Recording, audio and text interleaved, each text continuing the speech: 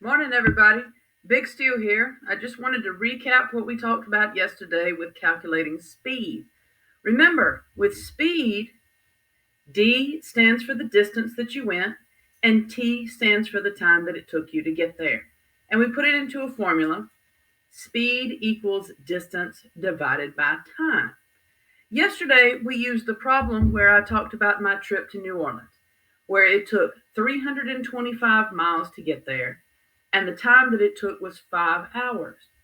We calculated that out to be a speed of 61 miles per hour. Well, that's something that's known as average speed. I didn't go 61 miles per hour the entire trip, but for each hour that I drove, I went an average of 61 miles. All right.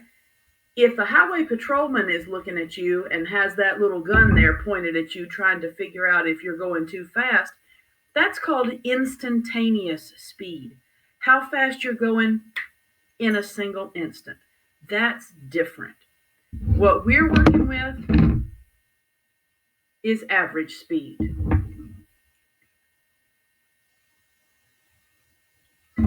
Today, give yourself a challenge or two. Walk down to the end of your driveway or down to the end of your road.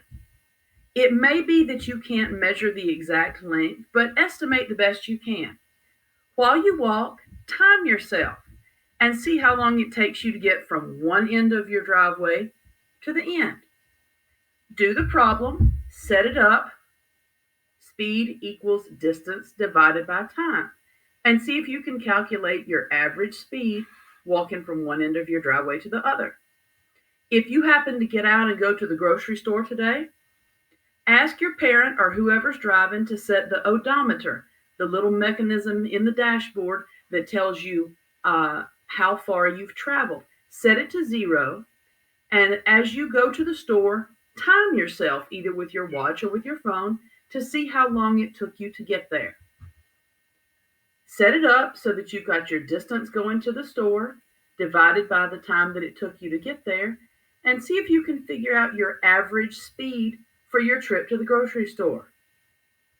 If nothing else, if you have a ruler at home, measure the length of the floor in one of the rooms of your house from one end of the room to the other end.